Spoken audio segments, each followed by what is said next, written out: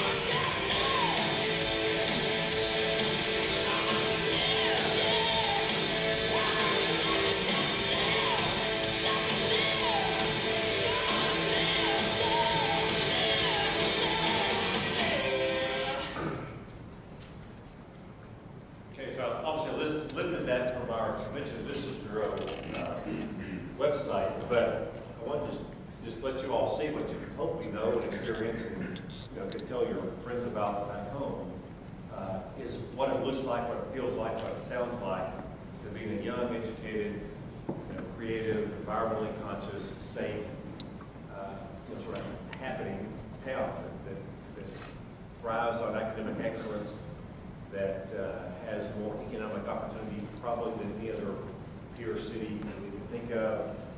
And so I guess what I'd like to try to wrap up this part of this talk about is that a fundamental part of leadership, it seemed to me, is you need to try to understand, get your arms around what it is you're leading or who it is you're leading. And so in this case, it was relatively easy for me. I'm a music fan. In the scheme of things, I used to be relatively young. Live and have lived, downtown. Avid runner around the hike and bike trail system, and so always thought myself as an environmentalist. So there's this combination of things that I think make Austin shine. Most of them were sort of inherent to me, and I just felt comfortable talking about that. But I think it's really, really, really important if you want your organization, your community, in this case a city, to thrive, you figure out what are the assets, what are the selling points.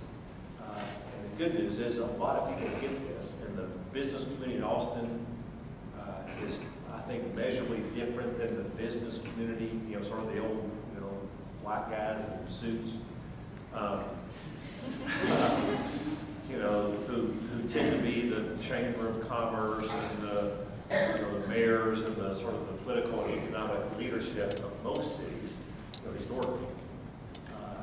I think those same, guys and gals, and same looking people here in Austin, I think are just enough measurably different that they recognize this stuff, that somehow we have been thriving economically, we have been growing, our schools have been doing very, very well, without, big industry, without industrial infrastructure assets that 50 years ago were probably were thought of positively by most cities, but now probably aren't.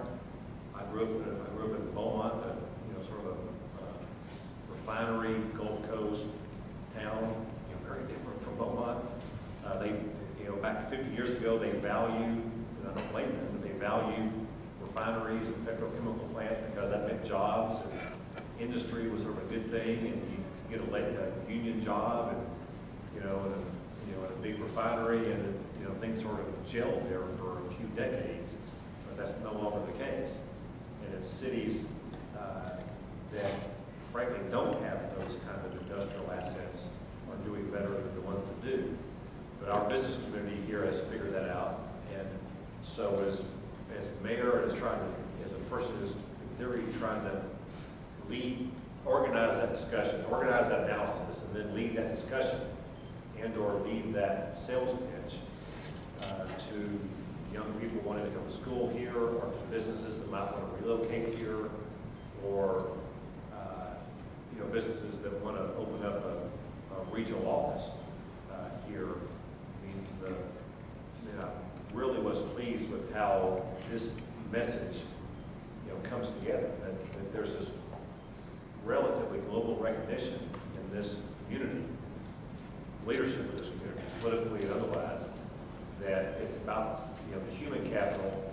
And so if that's the case, then what are the things we can then go do? What are things that a mayor can go lead on, from your parks department to your police department to your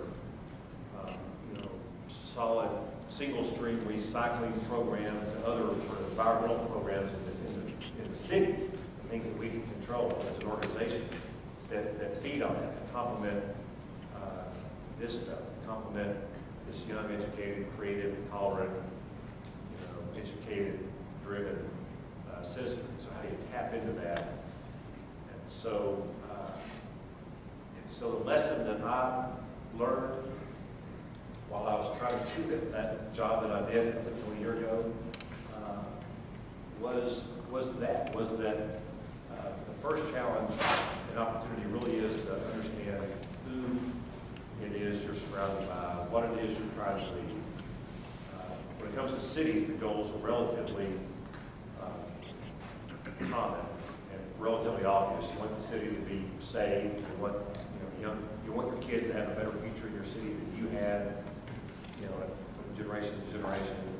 You want to have, economic opportunity. I think most people want to have clean air and clean water. Want to have some reasonable form of mobility around town, which might be Austin's biggest Achilles heel. I can't tell you how encouraged I have been. 15 years ago, being on the outside looking in, spending 9 years on the inside, looking out, just really not having time to look out, just being caught up in the daily grind of that leadership challenge. But now, 18 months removed, and traveling more and seeing, having a different perspective on what it is that was accomplished the last decade in Austin, the foundation that is set for Austin's continued growth and the next generation of sort of urbanization of Austin, which I think is a very positive thing if done correctly. See, St. Ed's and other colleges and universities in Austin continuing to thrive. The student population in Austin is significantly higher today than it was 25 years ago. There's 105,000 college and university students living inside the city limits, which is just incredible. Up from probably 80,000 when I moved here 20 years ago. So I think virtually any way that you measure the benchmarks that we should try to measure ourselves on in Austin, it's a good story. Are there big challenges? You bet there are. That much more challenging, if you're not educated, if for different reasons you didn't have the opportunities that so many of us have had, you bet there is. Is mobility a challenge? Does growth complicate and make more difficult environmental stewardship? You bet it does. You always keep one eye on sort of social, economic, crime stats, and the whole sort of tale of two cities, the digital and economic and social lab that exists in most cities.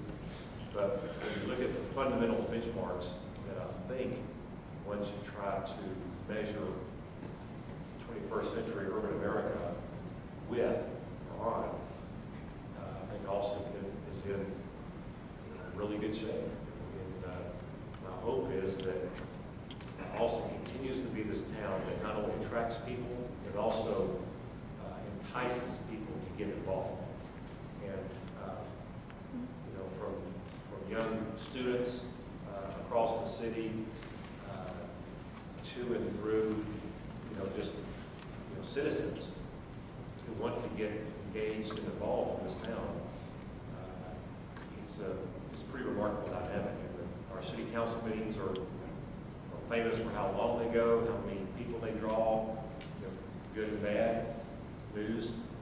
But fundamentally, the citizenry activism, how interested, not interesting, how interested, the citizenry is from students to and through, lifelong residents in this town, I think bodes really, really well for the city. So I don't know how many of Leslie's questions I actually have answered in trying to muscle through this, but what I really wanted to do, and I know we're going to lose a handful of the student government kids that are here in a few minutes, is to open it up for Q&A and try to engage you all in as many questions as possible, and let me try to do my best to answer. With that, we'll go ahead and start taking questions. So if anyone would like to come up by this microphone or the one on the left side of the stage, now would be the time. Be back.